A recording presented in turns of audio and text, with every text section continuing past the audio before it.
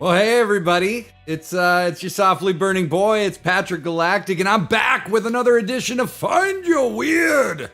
And very, very stoked to be here with y'all tonight. A little earlier than Weird at Night, where it's not quite as late. We're not sprinkling you with as much sleep deprivation as we normally ask of the group. But yeah, very happy to be here with you tonight. I got a few things for us to discuss. I actually got a lot we can discuss. But also, I have something cool, really cool. I have a brand new webcam, and it does shit like this. Hello, all of you. Yeah. So I'll be messing around with the webcam tonight. This is a trial run before we do Weird at Night on Saturday. But yes, got a new webcam. Very stoked about that. It's awesome because, one of the things with Weird at Night is that, basically we just kind of got going with all the basics that you need, but not much more than the basics that you need. And over the last 6 months or so, there's been a total upgrade of the studio. Got everything all pimped out, looking real good. And more importantly, sounding real good. That is something that we've been working on here at Weird at Night. How are you all? How is everybody doing? Everybody, I know I see Thomas, I see Dartone, and I see Euphony of the Month in the chat. How are you all doing? Dartone, have you added any more to the book of Dartone? Thomas, how are you doing in school? How's homework coming along? Good job today. Good job with the filming and stuff. And then and Euphony of the Month, I didn't know. After you released that first track, I didn't know that you would release 2 more.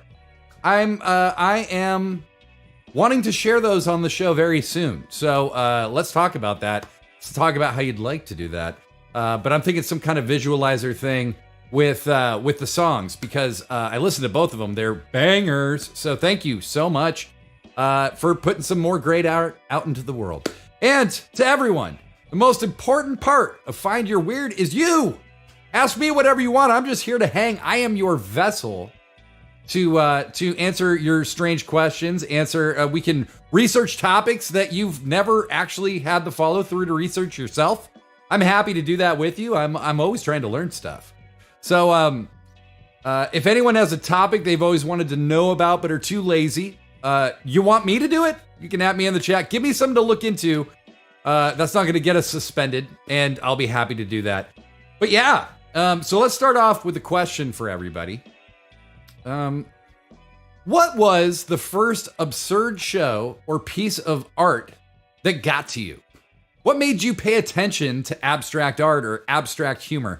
What was the first thing that you were like, oh, this is weird. It doesn't necessarily make sense, but I love it. Thomas answered my question. I'm good, thank you. You too, awesome job. You did awesome too. I am almost done with homework, but it's okay. I will do my best. Almost done, I mean. Thomas, that's all we can do, right? Is do our best every day. And we try. But here on Find Your Weird, our best is good enough. So for me, the question was, what was the first absurd show or piece of art that really got into you? What made you pay attention to abstract art or abstract humor? For me, my kind of holy grail of absurdity and abstraction, as far as TV shows specifically, Monty Python. They are the absolute masters of absurdity, of surreal humor, of surreal sketch comedy. If you go back and you watch the Flying Circus, Monty Python's Flying Circus, the original BBC show that they had from 1969 to like 1973-ish, the show is entirely sketches. There's no host, there's no anything. So a half-hour episode can feel like 3 hours long, but you're so compelled by it all. And Monty Python also taught me something really important, which is that satire is great, and surrealism is great, and nonsensical humor is great, but there still needs to be some kind of narrative point. Because if there isn't, then it's just a bunch of weird, silly shit. The thing that makes Monty Python so good is that they're skewering while they're being crazy and absurd and abstract. And you can tell directly what it is they are skewering, what it is their point was, what it was about British society or politics or the upper crust British intellectuals that they're skewering. And that's why it's so effective. That's why it's so good. That's why almost 60 years from its inception, Monty Python is still so watchable and still so good. I've been watching it constantly. Dartone says, I think Ed, and Eddie was the first show I knew was absurd. That was the first show I knew that I knew was absurd. There are a bunch that I watched, but I didn't know was absurd. Okay. Thomas says, I really like cartoons like We Bare Bears and Chowder and other shows. Their drawing were so cool. Very cool, Thomas. Very cool. And if you guys want to add more to your comments, you're welcome to. If you want to elaborate, I'll be happy to read them on the show. And Dartone goes, oh yeah, actually Monty Python was before that. Holy Grail. Great movie. Great show. Monty Python, really like a credit to the comedy genre. Another entry into surrealism for me were the Beatles, of all people. The Beatles are kind of, some people I think in today's world, in today's day and age, are kind of sick of the Beatles, and I get it. I really do get that. They are plastered all over everything. They've been kind of shoved down a lot of people's throat as the saviors of pop music for the last almost 60 years. And it's a little more complex than that. And there's other bands that deserve credit. I get that. But as much as the Beatles were cute, as much as they were the Fab Four, they were also incredibly surreal. If you watch the Yellow Submarine animated film, if you watch the Magical Mystery Tour movie, and even if you watch like Help or Hard Day's Night, there is so much in those movies that is very surreal and very strange and kind of it's all leading somewhere. But the thing that made the Beatles so great for me personally was that they were immensely popular and they were amazing, but they had a great sense of humor about themselves and they really loved absurdity and they really embraced it. I would also say the Monkees did that to a degree. They're not quite as surreal, but very strange at times. Ren and Stimpy was also a huge icebreaker for me with surrealism because I hadn't really considered surrealism as being something kind of gross. I think for me, surrealism was always something that I thought of as kind of, wow, man, that's so high-minded. That's so beautiful. That's so whatever. But no, Ren and Stimpy is incredibly surreal and incredibly disgustingly surreal, which I really enjoy. Euphony of the Month says, Yellow Submarine, what a trip. Yeah, it is. It's a fantastic film to this day. Highly rewatchable. I must have seen it, I don't know, 10 times, 15 times when I was a kid. I watched it all the time. My dad would check it out from the library and we would watch it. And Dartone III says, Mystery Science Theater is another one that I was introduced to early. Now, if you watch Weird at Night, or you like our channel, you know that we clearly love Mystery Science Theater 3000. A fantastic show, so witty, so smart. The punchlines, the humor, it's amazing what the writing on that show did with characters that looked cheap and cheaply built. It was like a testament to B movies and a testament to like public access style television in its own way. And in a way, kind of, we're carrying that on. I'm not saying we're anywhere near as great as Mystery Science Theater 3000. We are not. But we are working on it, folks. But they were incredible. And they really showed that you don't need, all these crazy effects. You don't need the craziest digital imagery. What you need is a good story and a good thread. And if you have a good narrative thread, people will follow you. And Mystery Science Theater, I mean, what are they doing? They're just watching B movies and making fun of them. And that is incredibly compelling. It's like Twitch before Twitch. Yeah, that's what it is. And then lastly, on the surreal front, Space Ghost Coast to Coast. When I saw that show, my mind exploded inside. It was so crazy. It was so campy. It, the way they would do an interview on Space Ghost Coast to Coast is they would interview the subject, they would ask them questions, and then when Space Ghost interviewed them, they'd ask them completely different questions, but show their answers to the other questions. And that's how you got such jumbled, weird responses from these celebrity guests. But watching Bjork or Tom York or whoever was on the show that day get totally clowned on by the people at Cartoon Network was absolutely awesome. Awesome. Euphony of the Month says Pee-wee was pretty impactful for me. Good pick, Euphony. Pee-wee was incredibly impactful and obviously left a big mark that we here at Weird at Night are following in the lineage of. Pee-wee's Playhouse, the movie, Pee-wee's Big Adventure, the first movie, was absolutely amazing. Large Marge still haunts my dreams to this day. You know what? We're talking about Large Marge. There's only one way to talk about Large Marge, and it's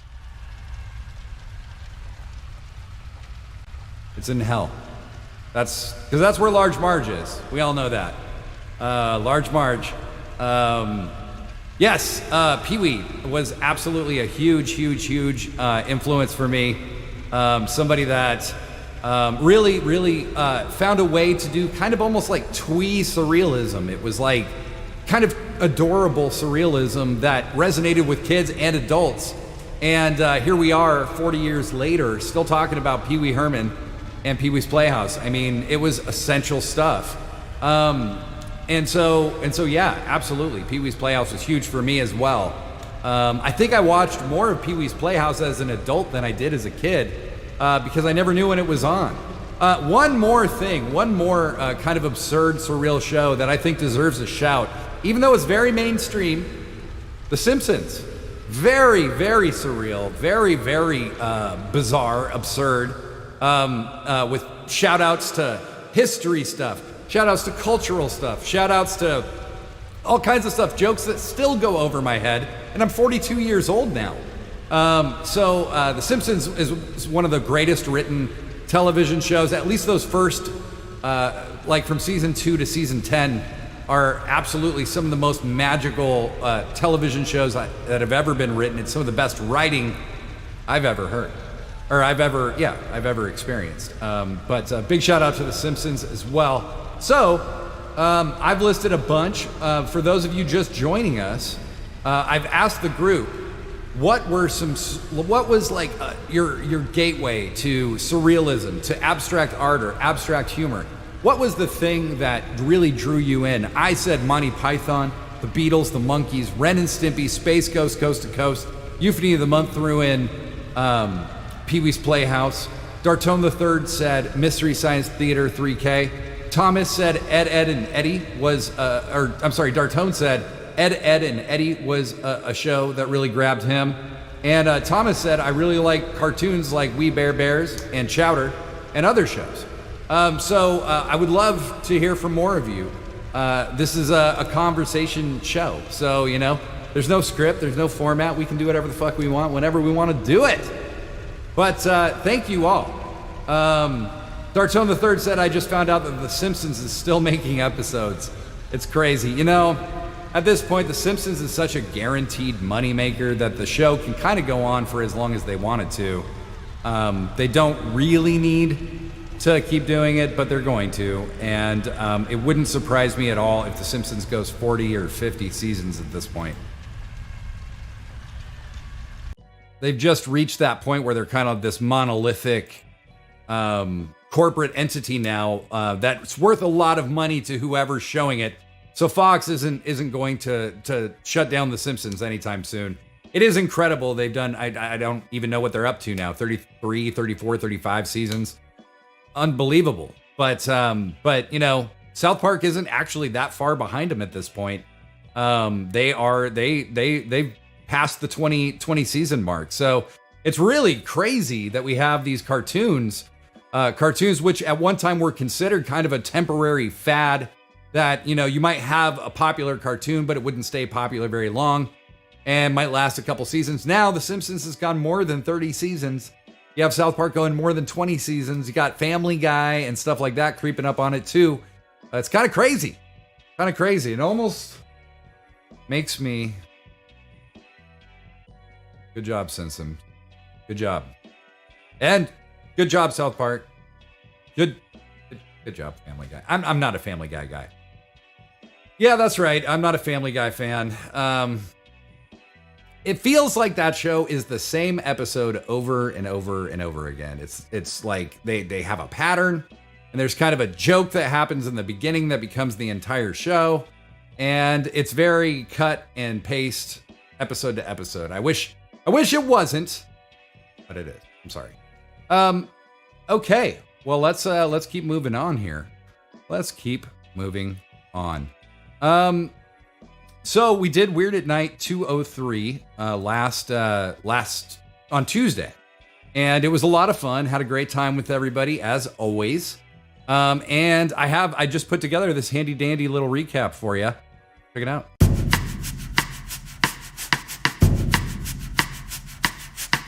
What bile does bubble? It's time for the tiny people in my mind to stop arguing. I'ma get it up from the attic. I'ma take another second trip in the clouds. Happy Dartone Day, everybody. There's one thing we all know. It's that Weird at Night is big business. At least don't let me catch you doing it. Rascals. Seriously, I caught you doing it, so please. No. Yeah, fuck.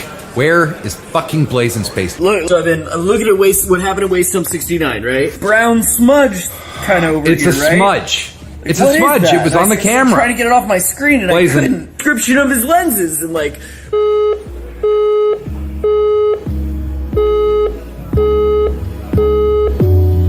Fuck. See? No Spectacle Bear.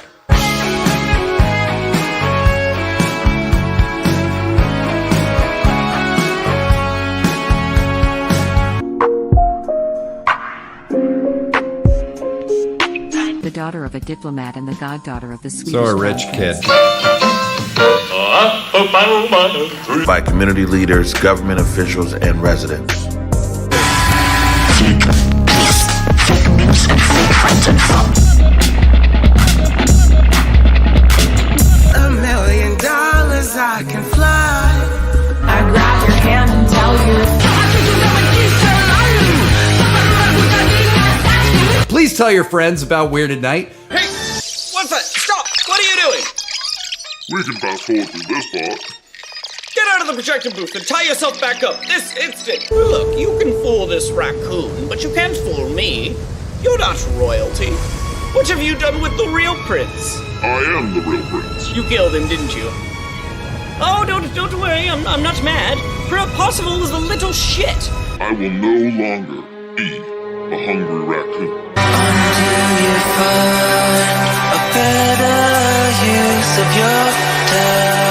And the apes climbed down from the trees and grew tall and they started talking. Monster Planet is a variety show / game show. Oh, you beautiful, oh, you great big beautiful, oh. That's how we do it here on Weird at Night, baby. Cute and traumatizing. Fave. Some beans are special and need to be saved. Not like the Jesus-y kind of saving, more like the stack of coupons on the fridge kind. Who ordered the Knockout Slammer special?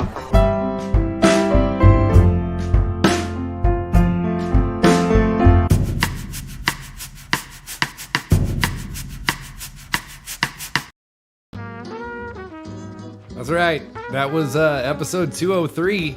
Had a great time.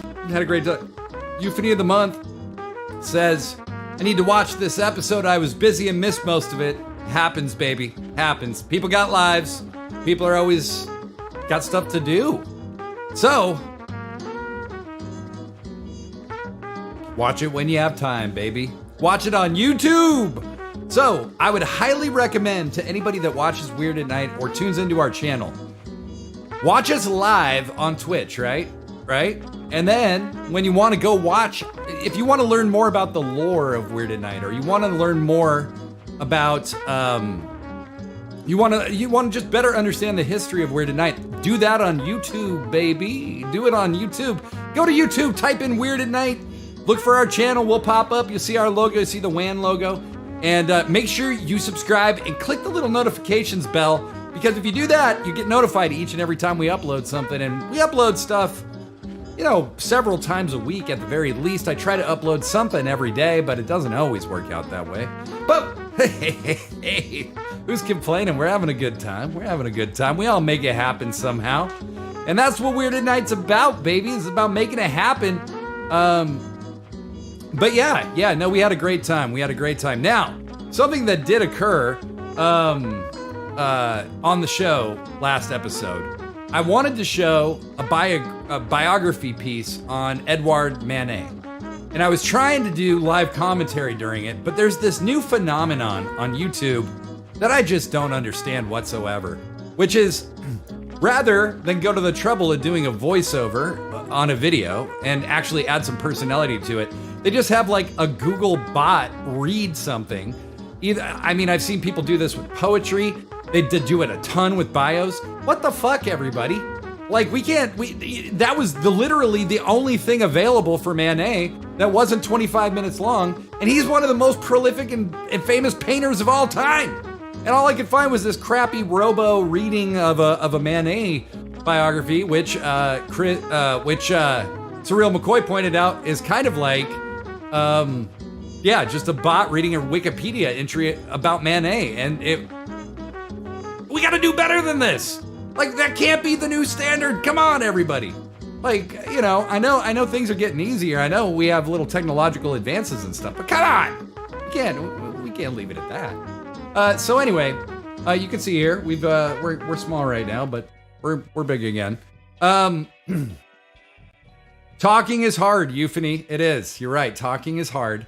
So maybe I should be kinder to those who are making the YouTube videos. You know, I think it's really about engagement. It's just easier to shit those out real fast and try to use them for engagement for your other videos. So my guess is that's more what the case probably is. But it's a bummer to me because with Weird at Night, it's an absolute labor of love. There's many ways I could cut corners and many ways I could save time, but you know, we kind of do things the old-fashioned way here at Weird at Night because we want things to feel special.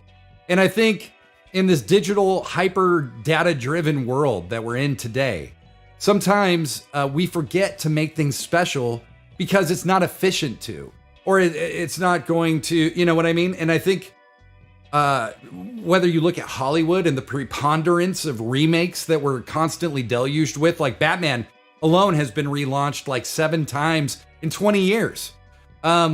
And the lack of original ideas really making it through is because every decision is being governed by data. It's being governed by efficiency and not by emotional response, which the audience and the audience's emotions are almost just not even part of the financial calculus of making stuff anymore. And that really makes me sad as an artist myself, because the whole purpose of art is to inspire emotional response, either your own as the artist or the audience's. And I don't know.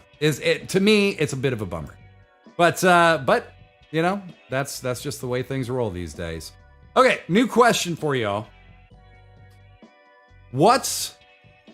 If you could make one character an animal from a movie, your personal pet, who would it be? If you could make one character from a movie, your personal pet, who would it be? I have 3. Okay, I have 3.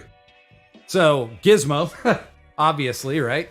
And Gizmo and I are very close, and I'm very lucky to have this stuffed version of Gizmo, because if I had the real Gizmo, I would also definitely fuck up and transform him into an evil gremlin within like minutes. Within minutes, this dude would have babies blowing out his back, and I would have probably just spilt water that just dripped all over him.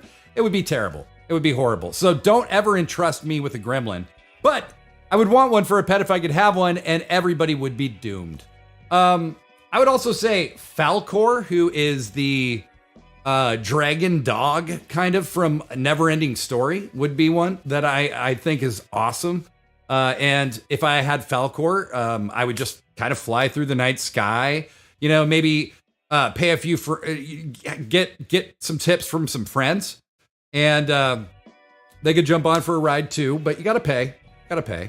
And then finally, and I hope you're all thinking of this, or maybe I'm just old, Beethoven the dog. Beethoven, do you remember the movies Beethoven? They made more than one of these fucking things. But yeah, Beethoven the dog would be rad to have as a dog. Runner-up, Air Bud.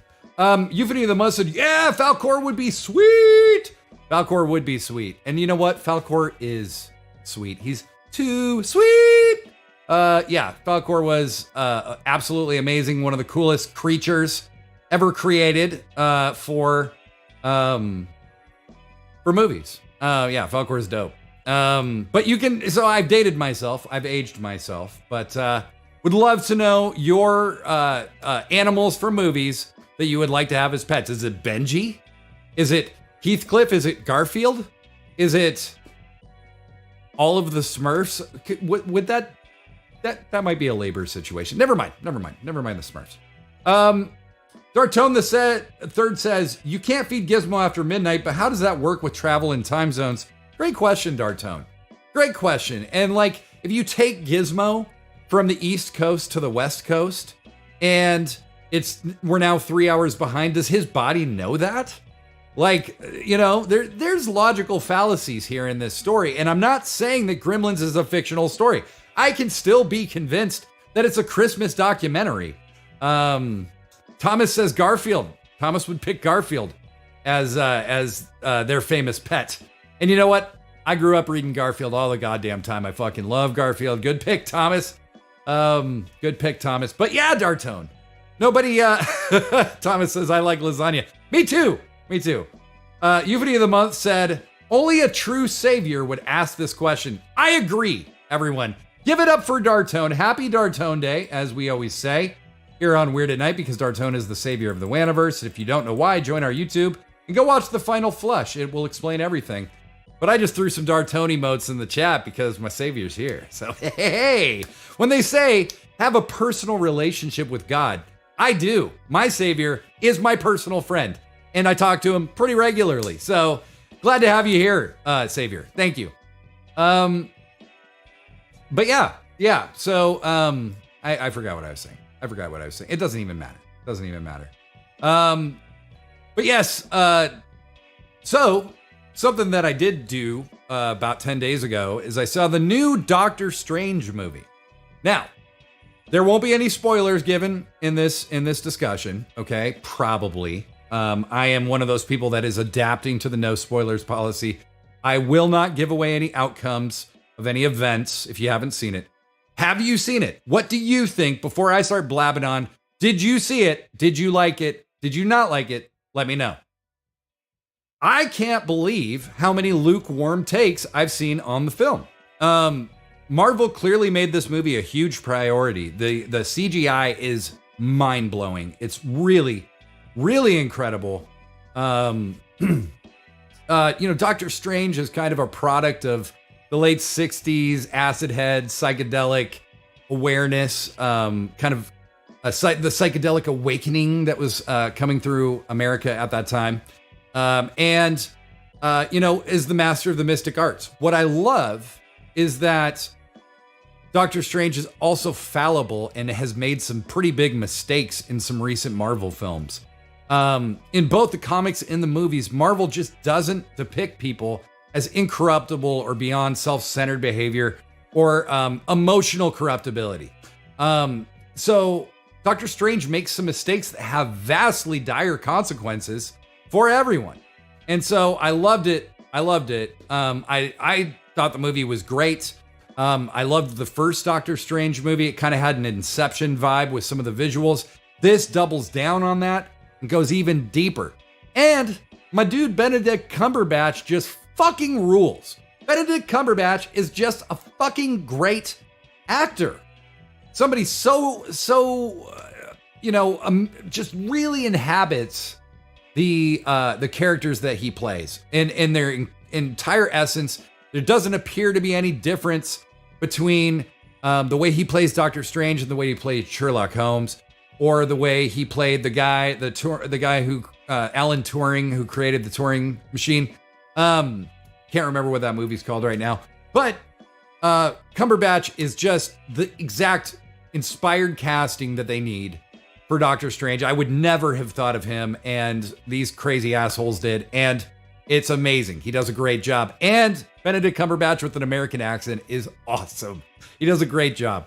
However, I assume since the movie has the word metaverse in the title, you know that Marvel's setting the stage for a proper metaverse, which could be really cool. However, there are metaverses in the Marvel comics and in the DC comics, and they are often used very lazily to bring back dead characters and stuff. So I really, really, really hope they don't go there with this. I don't think so. Marvel hasn't done that yet. I think if they get desperate, maybe they would, if people stopped caring about Marvel movies. But I don't see that happening anytime soon. If you haven't yet, go see Doctor Strange. It's really, really, I think it's really great. Other people have some kind of lukewarm opinions about it, but damn it, I think it's amazing.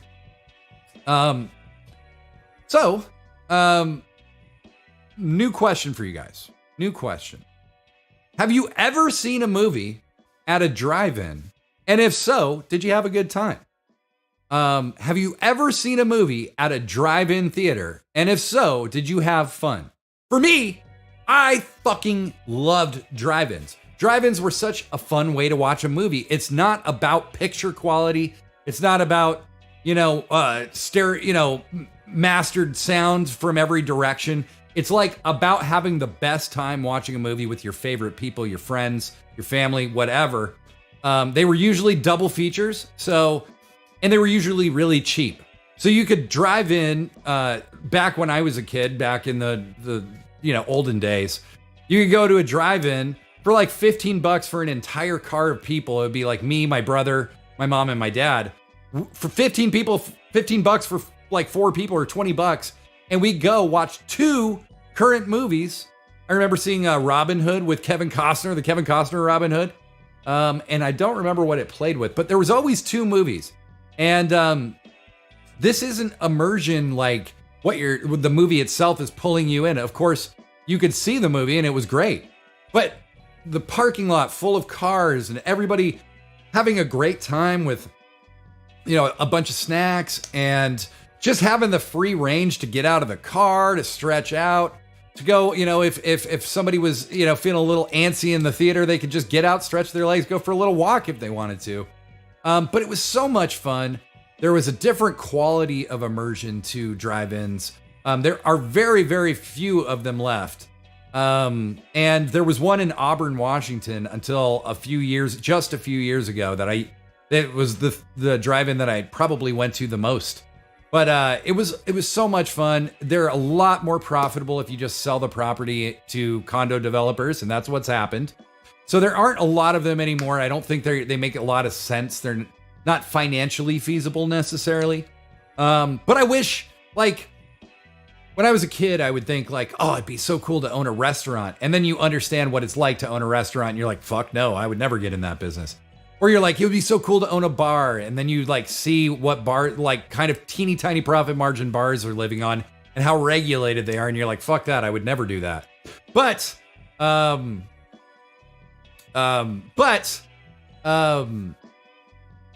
So, I got distracted by the chat. Euphony of the Month says, I like the band At the Drive-In. Same. I like them. I don't like Mars Volta. Not at all. I'm really not into them. Okay? But At the Drive-In, yes. Dark Tone III said, drive-ins are an awesome date. Also, you can watch people perform oral sex or receive it. That is true. That is true. And that's what I mean, is like, you can go see a movie and do whatever the hell you want, and you're probably not disturbing that many people, even if you're being slightly inappropriate. And Dark Tone, if we all know Dark Tone, dial in 10 times harder on inappropriateness. But yes, you can have sex at a drive-in as part of your movie experience if you wanted to. So movie theaters, I mean, those aren't fun compared to this. I'm sorry. This is like libertarians seeing movies, I guess, is the drive-ins. Like, there are no rules. There are no regulations. Enjoy yourself. What's your favorite way to watch a movie? Is it at home? Is it in a theater, at a drive-in, some other way? Let me know. Just at me in the chat. Be happy to read them on the show. So we're going to move over to something new. And that's, I've been working on mixing an EP for my band Hail Mary. You may remember me talking about, Dark Tone III also said drive-ins do weird double features. Yes, they do. Yes, they do. So you may remember from last month, I was talking about recording an EP with my band Hail Mary. That I play bass and sing harmonies. Rachel Angerman, my ex, but also my bestie, is the lead singer and lead songwriter. A very, very, very talented person. We drove out to Anacortes, Washington, and recorded an EP over 3 days. And I'm the one mixing it. Now, I've always been a performer and I've mixed demos, but now I'm mixing an actual EP. Mixing is something I've often been a little wary of because I can get so, it can be so hard for me to pull the trigger on stuff sometimes. It really can. But I feel a lot more comfortable in that space now. And Hail Mary is very haunting music. It's very ethereal. And I'm about to play you a rough mix of a song that is not mixed at all. This is literally what the recorded sounds sound like. And this is something that we can kind of look at as it changes. This rough mix, it captures that haunting ethereal vibe, but I can't wait to bring that full, the vision to full realization. And I'll keep you updated about the process of this over the next few months. We've done good work, but I look forward to capturing what I consider the true essence of Hail Mary with this EP. But this song is called Unclean by Hail Mary.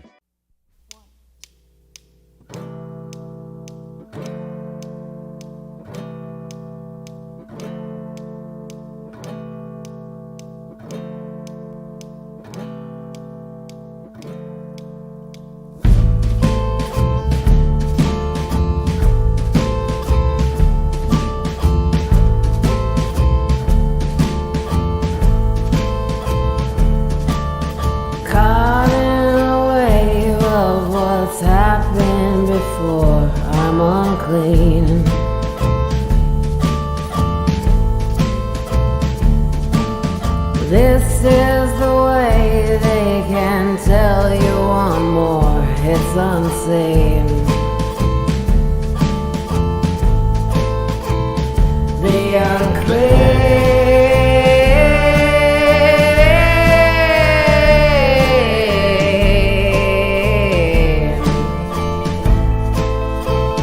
The unclean.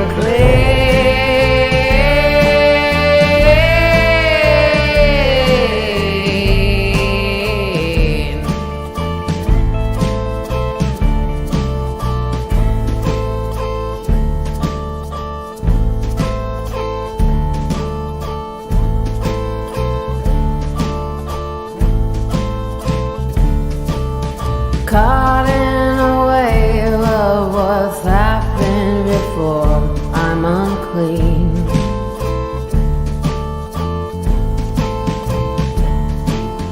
This is the way they can tell you one more.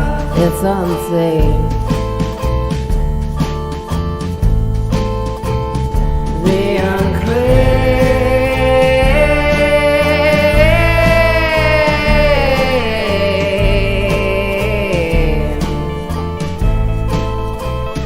The unclean.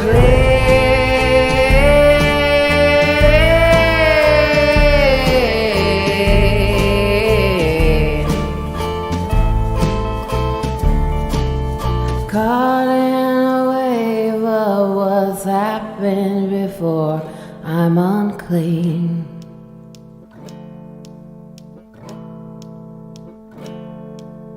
This is the way they can tell you one more. It's unsafe.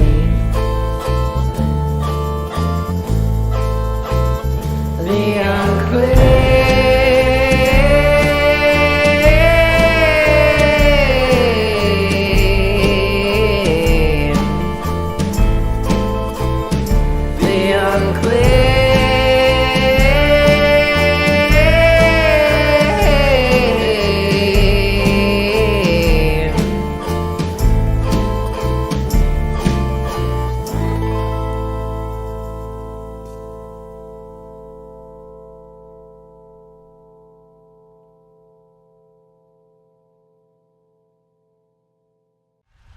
Right, so that's Hail Mary. That's the band I play bass and sing harmonies in. And that's our track, Unclean. There's gonna be four songs on that EP. I'm very, very looking forward to mixing it, presenting it to you all. So that mix is literally just the instruments, the way they were recorded with a little volume evening out, and that's it. There is no EQ on any of those tracks. So I'm very, very excited to really, really dig in. I've kind of gotten started in the early stages, but I can't wait to share with you where we go from there, because it's gonna be amazing. It's gonna be really, really cool. So, I'm gonna play you a song now, or maybe a couple songs even. And I don't know if you've noticed, but I really like playing songs here in Hell. It just seems kind of fun. This song is called Nothing Is Real. This is a song I'll be releasing myself later this year.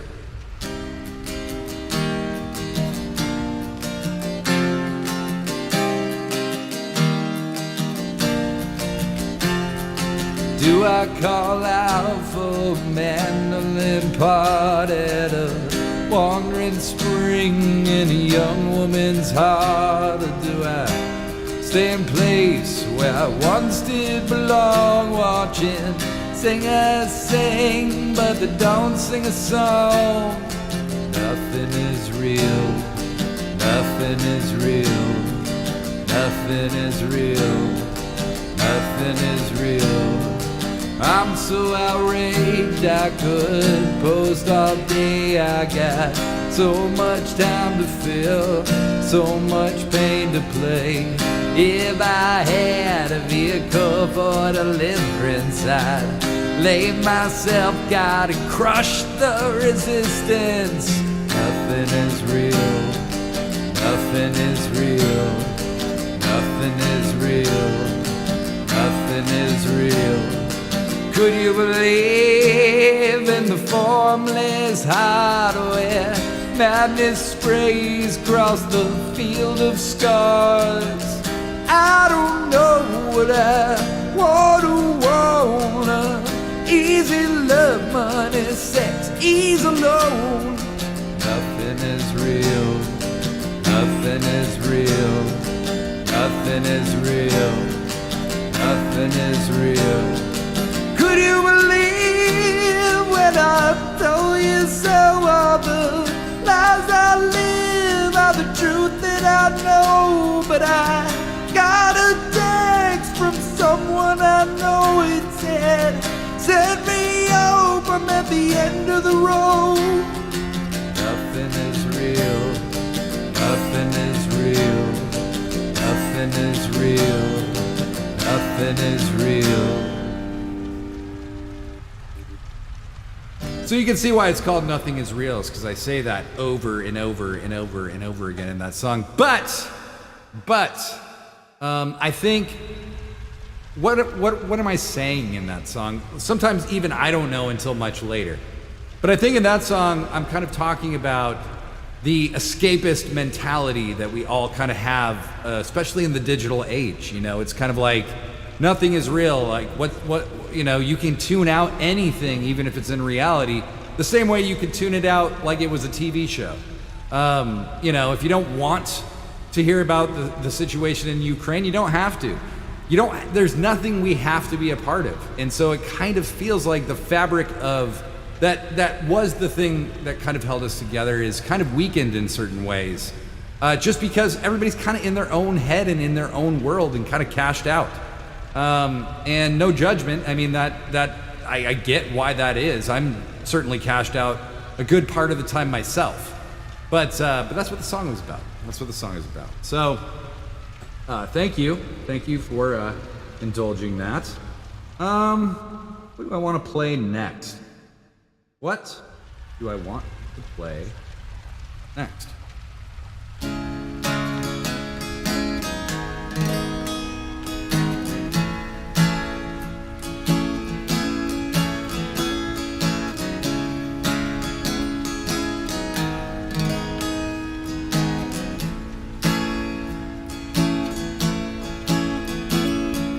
Shine on, moonlight. What did you leave for me? Shaken, awaken from a dream. And I know you can't survive the past, living in memories.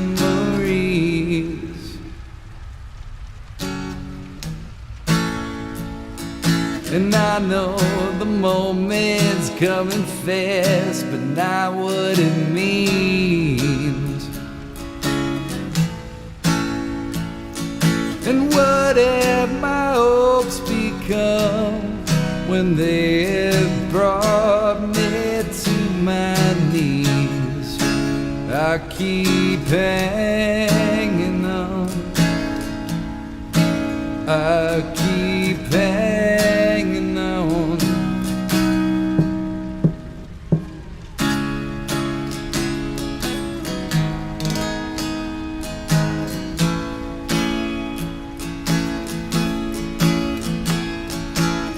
Our friend Euphony of the Month has made a firm decision.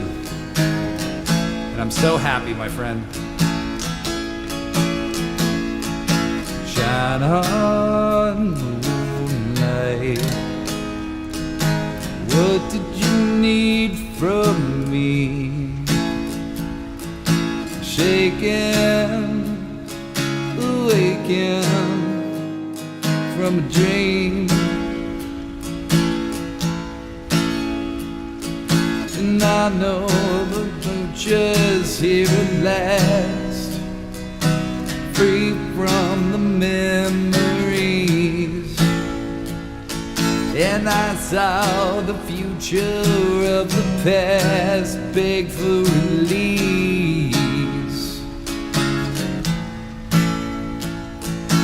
Don't you realize there's something more than you or me? I keep hanging on. I keep hanging on. I keep hanging on. I keep hanging on.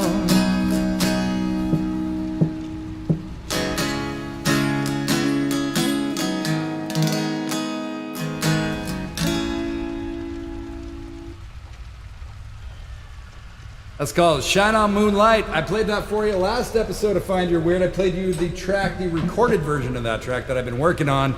That one is coming down the pike sooner than later. Sooner than later. Very close to done. Very, very excited to share that with you very soon. That will be the next thing I release.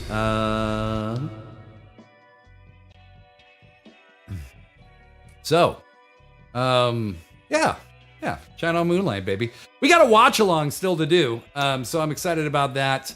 But let's, maybe it's time to, maybe it's time to chair dance.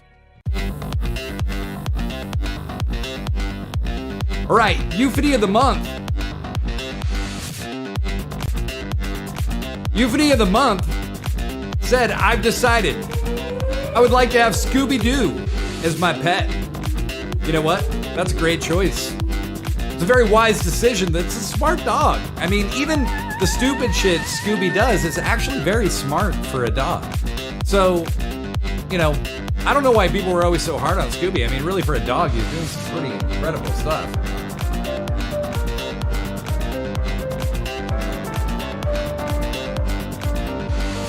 How do you like this?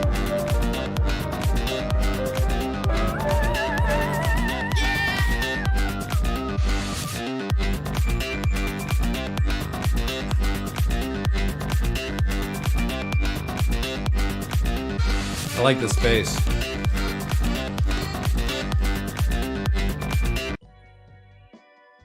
Woo!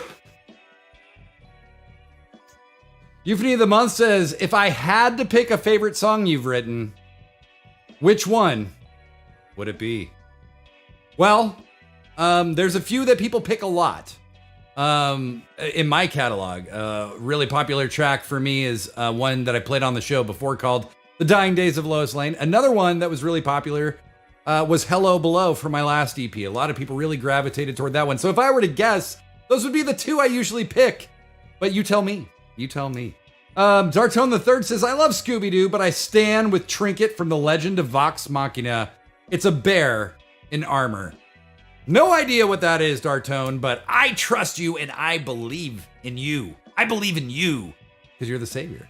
And speaking of the savior, tonight we're doing a watch-along, and it's a watch-along of an old Noirland sketch, an old Noirland animation.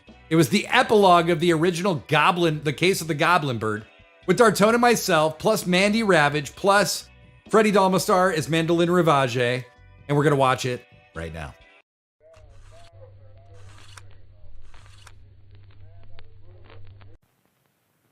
When the neighbors drop by for a slideshow, it's fun for everyone. I love this. What's the answer when you want to run off both regular-size slides and oversized slides? The answer is the new Enscomatic, the A+ slide projector from Ensco. It's the world's only fully automatic projector to take all popular slides: cardboard, glass, metal, and the first one. And when it's time for those big 2 1/4 slides, no problem, Enscomatic projects them clear and sharp. And see, that was a Enscomatic scanner runs itself, before scanners. Or with the remote control, you can control your slides from anywhere in the room at any speed you choose. At the end of the show, Enscomatic even turns on the lights. The new Enscomatic is available at most dealers for just $11.95 down. Whether it's color films, black and white films, cameras, or projectors, if it's from Ensco, you know it's A+. It's so funny because people watching this are thinking, what an advancement! And we're like, Jesus Christ! In New Orleans, from the comfort of your own home. Not only because of these new Ensco projectors, but also because we're still alive. I know I'm not the only New Orleans citizen to surmise that we did not die in that terrible storm. Each day, we awake to a new mysterious sunrise. And some of you may be saying thank you. Thank you, Detective McGruff, you've saved the day. Understandably, that is how our series concluded when I arrested the fugitive goblin bird, now known to be missing scientist, Mandolin Ravage. Some critics may tell you a different story. Folks wonder why I'm now a celebrated and award-winning true crime radio host and freelance announcer and not running New Orleans PD. Neck deep in enigma, like an ice cube swimming in a whiskey glass. G, baby. People wonder, and that story must be told. To my dear audience, my attentive listeners, tonight, Last week, we learned that the raccoon from Mars are planning an attack on Dartone III. The king's daughter, Princess Paprika, has since been charged with carrying out this task. One of my favorite parts about McGruff is when McGruff recaps where we are in the story to try and make it more understandable, it actually sounds more batshit than if we just showed It it. appears to be powerful enough for one big experiment. And I, Detective McGruff, made the clear observation Utopion had been in New Orleans PD's evidence room this entire time. But listeners, remember, a huge storm had overtaken the city. Winds of 50 miles per hour. We were all going to die. And just before the jaws of death closed upon us, I would close the case of the Goblin Bird. Tonight, I give you the epilogue. Arrest that bird! McGruff, how could you? We solved the case. You can't arrest Mandolin. Handcuffed like a monster! Release the bird! What? What is this gaslighting bullshit, McGruff? It's New Orleans PD policies, Stevie G. And policy you're going to need to remember. Catch and release. Catch and release. New Orleans is a town that lives on mystery. And we can't interfere with that as detectives. Oh no. And I can't do it anymore. That was a really fun part of Not this in this story town. is conceiving of New Orleans as a place that thrives on mystery, and if they solve their I am cases, no longer Detective they would have McGruff. no reason to live. I'm but a humble dog with a beautiful voice and a scent for new leadership for the real detective. Detective Steve Germany. Shoe detective of all of New Orleans. Congratulations, my boy. You solved Single the case. greatest He's moment Detective of Steve Germany's life. Let's hear it for him. Let's hear it. You're right, McGruff. Wow. That really wasn't what I expected you to say, but I'm very deserving. I think we all know that. I think, in my long list of career achievements, this ranks somewhere in the top 40 to 45. Thank you, everyone. Thank you. Well, at least we die as heroes in this storm tonight. Congratulations on solving the case, Steve.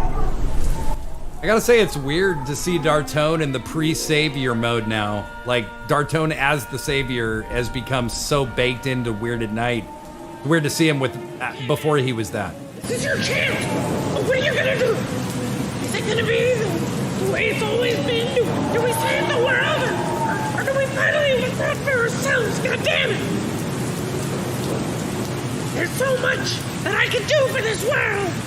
Even here as this goblin bird. And as Mandolin the scientist, I too would die in this storm! I will use this magic shoe to save the world, and not myself.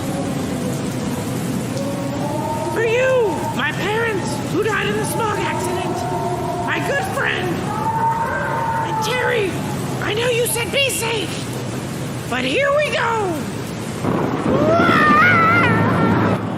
So this is where we show you that the Goblin Bird is a hero, is a noble being that thinks beyond themselves. This was the moment where the Goblin Bird was fully revealed as a hero. Thank God. We were saved from the storm, Steve. Mandolin, you saved us. You pushed the storm away. What will you do now? The name's not Mandolin, Steve Germany. It's Mandy! Mandy Ravage!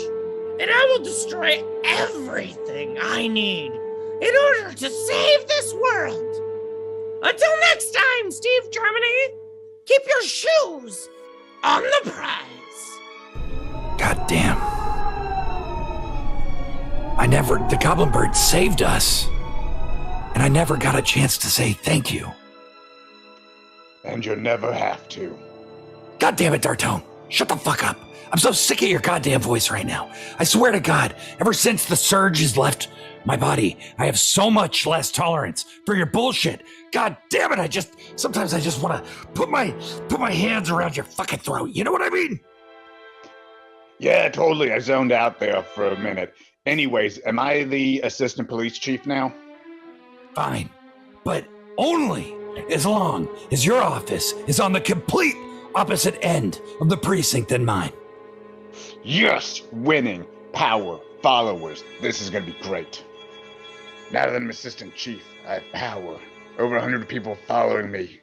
And I'm a bigger cult leader for justice, honor, duty, and all that nerd shit than I ever was about raccoons. Cult leader for integrity. That's Dartone. A femme fatale, a princess, pure royalty. She had 2 arms and legs that were attached directly to her body. Delicate hands, perfect for checking prostates and other personal things. Hello, Dartone. Well, looky here. I missed you, baby. But things have changed.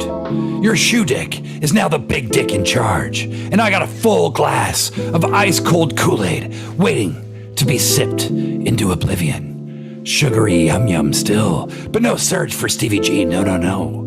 There's too much to do. There's crime behind every wall, every banister, every place in this place. I'm the lead detective of Noirland now, and this sinister synagogue of syrupy shoe swipers ain't gonna clean itself out. I got my baby back, I got my idiot sidekick kissing serious ass, and a deposed puppy dog detective just waiting for me to slip up. I'm walking an ever-tightening tightrope, but that's just how Stevie G likes it. Another case cracked. A crazy-ass superhero goblin bird destroyer on the loose, and a barefoot messiah around every corner. It ain't a great life, or even a good life, but it's my life. Steve Germany, out and over.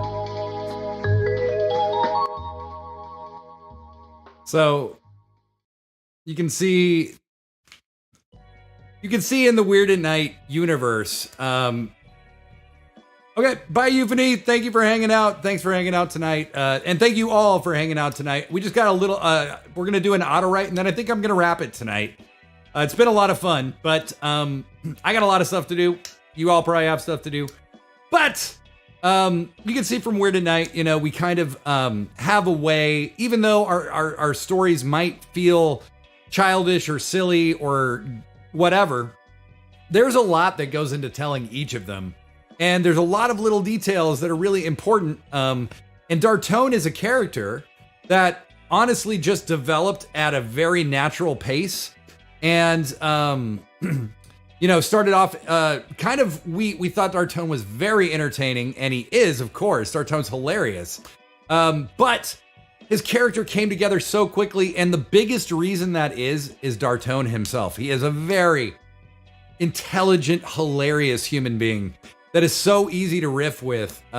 He's basically the main character in the Waniverse. And that's happened for a reason, because he's insanely entertaining. So Savior, even though, you know, I'm usually in the can for you anyway, because you saved us, you are a very talented dude. Thank you so much. We're going to wrap this shit up with an auto write tonight, because why not? We do them on Weird at Night, we're going to do them here. So bear with me for just a minute. Boop, boop, boop. Oh, here we are. Yeah, better kitty meow. Welcome, welcome, welcome. So Euphony had to go. So I'm not sure how many of you are going to auto write with me tonight, but if it's one, if it's two, if it's none, I'm going to do one and you're going to watch me do it. So why not do it with me? So what is an auto write? Well, an auto write is a little exercise we do here to try and tap into maybe our unconscious creative impulses, right? And maybe to learn to trust our creative process, even when it's a bit unconscious in how it happens. So what I do is I count back from 10 and ask you to clear your mind. When I get to 1, I'm gonna say go. When I say go, we all start tippity typing in the chat for about 30, 45 seconds. And after about 30, 45 seconds, I'll say stop. When I say stop, we all just hit enter or return on the keyboard. Everybody's auto write shows up in the chat. We read them out loud, then we blast the fuck out of here. So once again, I'm gonna count down from 10. As I do, just try to clear your mind. When I get to 1, I'll say go. When I say go, we all start tippity typing, tippity typing. Whatever comes into your mind, You don't need to spell correct. You don't need to edit. You don't need to do any of that. So, after about 30, 45 seconds, I'll say stop. We all enter return. Everybody's auto right shows up. You get it. All right, I'm going to start. 10, 9, 8, 6, 7. I said 8, 6. I'm starting over. 10, 9, 8, 7, 6, 5, 4, 3, 2, 1. Get going. Start typing.